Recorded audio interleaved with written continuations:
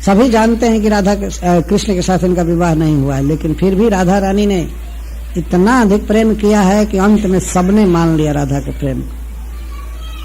तो कई बार लोग पूछा करते हैं कि राधा कृष्ण के साथ रुक्मिणी को क्यों नहीं आप लोग रखते हैं, राधा को क्यों रखते?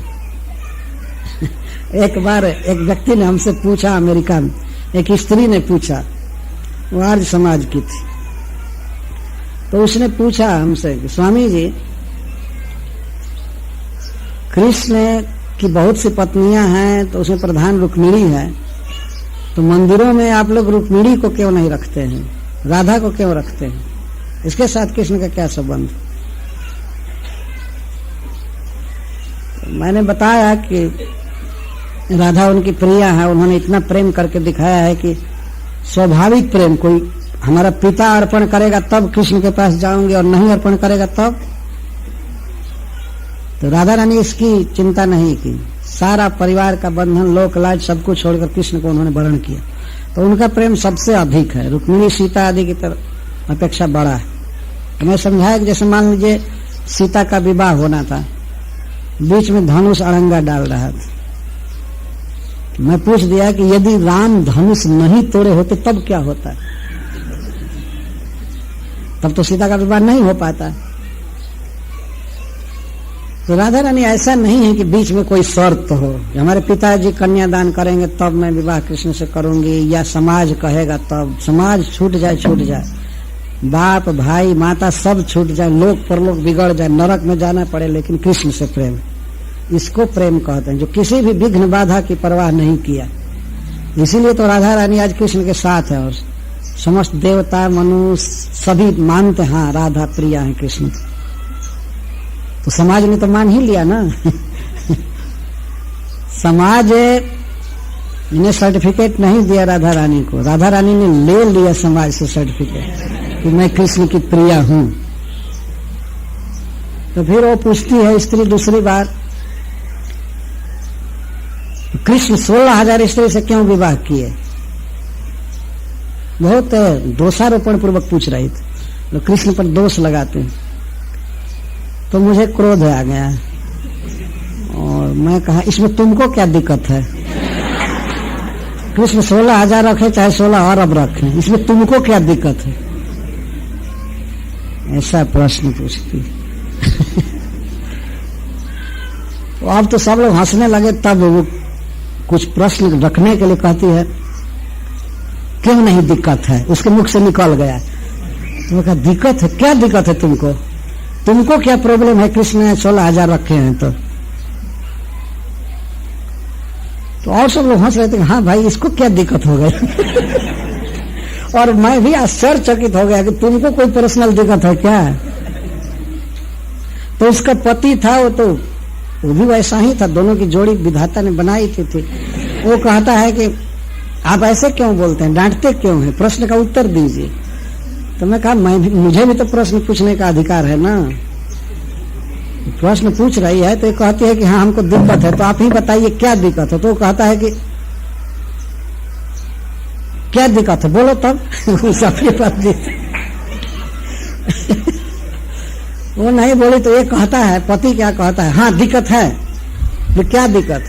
वो नहीं बोल रहा था तो मैं गाली दे दिया। तो मैं भी कृष्ण का भक्त हूं, तो कोई कृष्ण पर आक्षेप करे तो गाली तो देना ही है ऊपर उत्तर में।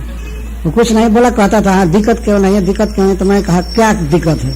क्या तुम्हारे बहन को तुम्हारे माई को रखे हैं क्या कृष्ण? क्या दिक्कत हो गया तुमको? दिक्कत तब होती ना कि तुम्हारे बेटी को ले गए, तुम्हारे बहन को ले गए, तुम्हारे माँ को ले गए, 16,000 में वो भी हैं, तब दिक्कत की बात।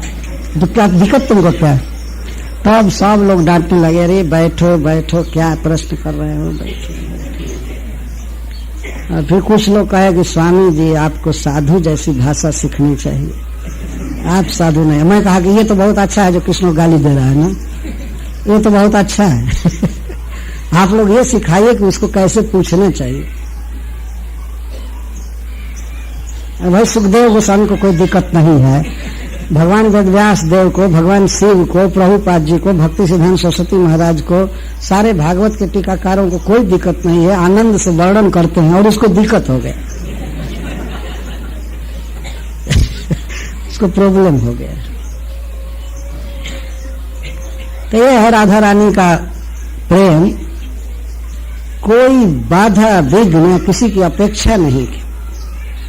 जैसे रुक्मिणी जी, रुक्मिणी जी का विवाह वास्तव में बंधन में था। उनके पिता ने वाग्दान कर दिया था शिशुपाल के साथ विवाह करने का। शिशुपाल की बारात भी आई थी कुंडिनपुर में, और जरासंध आया था विवाह कराने के लिए कि कोई बाधा होगी तो मैं देख लूंगा। बहुत राजा जुटे थे। वो बारात क्या आई थी, सेनाएं आई थी भारी भारी, पर फिर भी उस रुक्मिणी जी ने पत्र लिखा भगवान को। प्रेम इसको कहते हैं। आप हमें ले जाइए, आप आइए, नहीं तो मैं आत्महत्या कर लूंगी। यदि आपके साथ विवाह नहीं हुआ तो मैं निश्चित मर जाऊंगी। पत्र लिखी, वो सारा पत्र भागवत में जैन कहते हैं दिया गया है। तो भगवान आए, रुक्मिणी जी को ले गए। इसको प्रेम कहते हैं। पिता चाहते थे लेकिन बड़े लड़के से बाध्य हो गए थे। वही घर का मालिक था, वो दबा रहा था पिता को। उसने कहा कि अपनी बहन का विवाह मैं करूंगा, और उसने कह दिया था, कृष्ण से उसको द्वेष था, तो कहा कि शिशुपाल जी के साथ विवाह होगा। तो इस प्रकार रुक्मिणी ने पत्र लिखा, बहुत बाधा सही। और राधा रानी ने तो कौन सा ऐसा कष्ट नहीं था जो नहीं झेली कृष्ण के लिए।